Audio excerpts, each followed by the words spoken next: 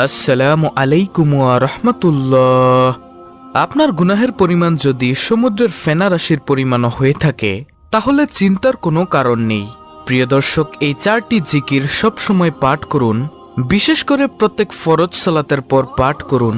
ইনশাআল্লাহ আপনার গুনাহগুলোকে আল্লাহ তাআলা এমনভাবে ক্ষমা করে দিবেন যেমনিভাবে একটি গাছে ধরে ঝাঁকি দিলে সেই গাছের যত পাতা রয়েছে সকল পাতাগুলো পড়ে যায়, ঠিক সেইভাবেই আল্লাহ রাব্বুল আলামিন আপনার সমস্ত গুনাহগুলোকে আপনার শরীর থেকে ঝরিয়ে দিবেন। সুবহানাল্লাহ। আজকের ভিডিওতে আমি এই 4টি জিকিরের আমল নিয়েই কথা বলবো ইনশাআল্লাহ। যেই 4টি জিকির সম্পর্কে বলেছেন আমাদের প্রিয় নবী সাল্লাল্লাহু আলাইহি ওয়াসাল্লামের সাহাবী আবু হুরায়রা রাদিয়াল্লাহু তাআলা আনহু।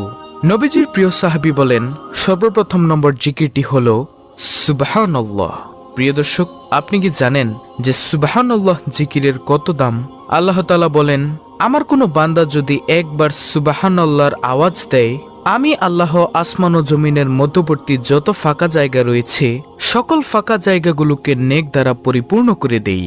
সুবহানাল্লাহ। প্রিয় দর্শক, আপনি যদি চেয়ে থাকেন যে আপনার আমলনামায় এত পরিমাণ নেক দ্বারা পরিপূর্ণ হোক, তাহলে ইনশাআল্লাহ আজকের পর থেকে আপনি অবশ্যই সুবহানাল্লাহ এই জিকিরটি বেশি বেশি পাঠ করবেন ইনশাআল্লাহ।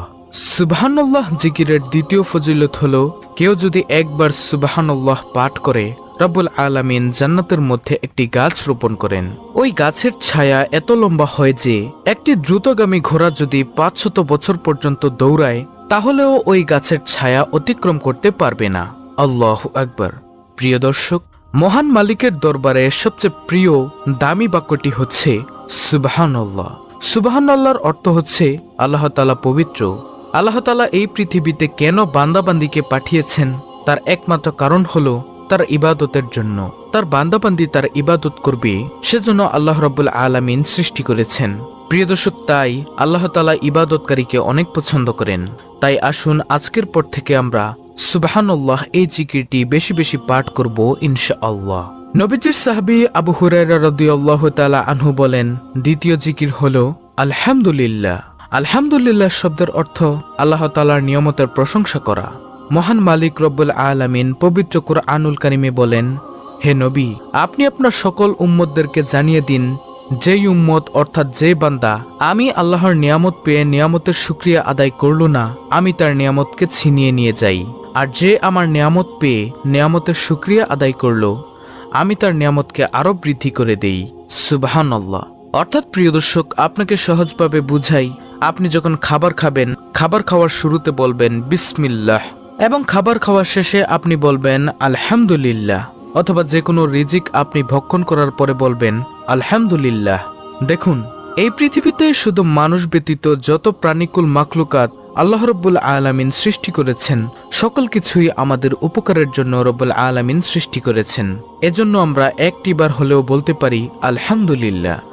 আমরা যদি আল্লাহ তাআলার প্রশংসা বেশি বেশি পরিমাণে করি, ইনশাআল্লাহ রাব্বুল আলামিন আমাদেরকে উত্তম যাজা খায়ের কল্যাণ দান করবেন ইনশাআল্লাহ ইনশাআল্লাহ। প্রিয় দর্শক, নবীজির সাহাবী হযরত আবু হুরায়রা রাদিয়াল্লাহু তাআলা আনহু আরো বলেন, তৃতীয় নম্বর জিকির হলো লা ইলাহা ইল্লাল্লাহ। কোনো ব্যক্তি যদি দুনিয়াতে একবার বসে লা ইলাহা ইল্লাল্লাহর আওয়াজ দেয়, ওই আওয়াজটুকু সাথে সাথে আল্লাহ তাআলার আরশে আজিমের সাথে গিয়ে ধাক্কা লাগে। আল্লাহ রাব্বুল আলামিনের আরশে আজিমের নিকট একটি নূরের খুঁটি রয়েছে, সেই খুঁটিটুকু কাঁপতে থাকে। তখন রব্বুল আলামিন বলেন, ও খুঁটি, তুমি কেন কাঁপো? ওই খুঁটিটুকু তখন বলতে থাকে, হে রব্বুল আলামিন, দুনিয়াতে আপনার একজন বান্দা অথবা বান্দি লা ইলাহা ইল্লাল্লাহর আওয়াজ দিয়েছে, তাই আমি কাঁপছি। তখন আল্লাহ রাব্বুল আলামিন বলেন, তুমি কাঁপা বন্ধ করে দাও। তখন সেই খুঁটি বলল, হে আল্লাহ, আমি কাঁপা থামাতে পারবো না যতক্ষণ না পর্যন্ত আপনি তাকে মাফ করবেন, ততক্ষণ পর্যন্ত আমি শুধু কাঁপতেই থাকবো। তখন রব্বুল আলামিন ওই বান্দা অথবা বান্দিকে ক্ষমা করে দেন। সুবহানাল্লাহ। প্রিয় দর্শক, লা ইলাহা ইল্লাল্লাহ জিকিরের কয়েকটি গুরুত্বপূর্ণ ফজিলতের হাদিস আপনাদের সামনে তুলে ধরছি, মনোযোগ দিয়ে শুনুন। হযরত জাবির ইবনে আব্দুল্লাহ হতে বর্ণিত, রাসূল সাল্লাল্লাহু আলাইহি ওয়াসাল্লাম বলেছেন, সর্বোত্তম জিকির হচ্ছে লা ইলাহা ইল্লাল্লাহ এবং সর্বোত্তম দোয়া হলো আলহামদুলিল্লাহ। তিরমিজি শরীফের হাদিস। হযরত মুয়াজ রাদিয়াল্লাহু তাআলা আনহু থেকে বর্ণিত, রাসূল সাল্লাল্লাহু আলাইহি ওয়াসাল্লাম বলেছেন, যে ব্যক্তি খালেস অন্তরে একনিষ্ঠতার সঙ্গে লা ইলাহা ইল্লাল্লাহ বলবে সে জান্নাতে প্রবেশ করবে। মুসনাদে আহমদ। হযরত ইতবান বিন মালিক রাদিয়াল্লাহু তাআলা আনহু থেকে বর্ণিত, রাসূল সাল্লাল্লাহু আলাইহি ওয়াসাল্লাম বলেছেন, যে ব্যক্তি একমাত্র আল্লাহ রাব্বুল আলামিনকে সন্তুষ্ট করার জন্য লা ইলাহা ইল্লাল্লাহ বলবে, কিয়ামতের দিন সে এমনভাবে উপস্থিত হবে যে তার উপর জাহান্নাম হারাম হয়ে গিয়েছে। বুখারী, মুসলিম, মুসনাদ আহমদ। সুবহানাল্লাহ। হযরত আনাস রাদিয়াল্লাহু তাআলা আনহু থেকে বর্ণিত, রাসূলুল্লাহ সাল্লাল্লাহু আলাইহি ওয়াসাল্লাম বলেছেন, কিয়ামতের দিন আল্লাহ তাআলা বলবেন, হে মুহাম্মদ সাল্লাল্লাহু আলাইহি ওয়াসাল্লাম, সৃষ্টির মধ্য হতে আপনার উম্মতের মধ্যকার এমন ব্যক্তিকে জান্নাতে প্রবেশ করান যে ব্যক্তি একদিন হলেও ইখলাসের সঙ্গে এ সাক্ষ্য দিয়েছে যে আল্লাহ ছাড়া কোনো ইলাহ নেই এবং সে এর উপর মৃত্যুবরণ করেছে। মুসনাদ আহমদ। যে ব্যক্তি সব সময় লা ইলাহা ইল্লাল্লাহ জিকির করবে, আল্লাহ তাআলা তাকে ঈমানের সঙ্গে মৃত্যু নসিব করবেন। সুবহানাল্লাহ, আল্লাহু আকবার। তাই প্রিয় দর্শক, আমরা বেশি বেশি পরিমাণে লা ইলাহা ইল্লাল্লাহ এর জিকির করব ইনশাআল্লাহ। নবীজির সাহাবী হযরত আবু হুরায়রা রাদিয়াল্লাহু তাআলা আনহু বলেন, সর্বশেষ জিকির হলো আল্লাহু আকবার। প্রিয় দর্শক, আল্লাহু আকবার শব্দের অর্থ আল্লাহ মহান, আল্লাহ সর্বশক্তিমান, আল্লাহই সবচেয়ে বড়, তার চেয়ে বড় তো আর কারো নেই।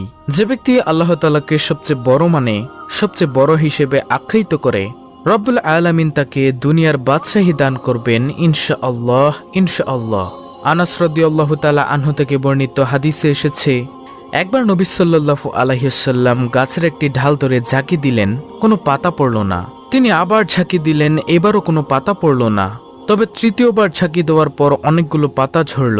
তখন নবীজি সাল্লাল্লাহু আলাইহি ওয়াসাল্লাম বললেন, নিশ্চয় সুবহানাল্লাহ, আলহামদুলিল্লাহ, লা ইলাহা ইল্লাল্লাহ ও আল্লাহু আকবার বলা বান্দার গুনাহ ঝরিয়ে দেয়, যেমন শীতকালে গাছ তার পাতা ঝরায়। মুসনাদ আহমদ।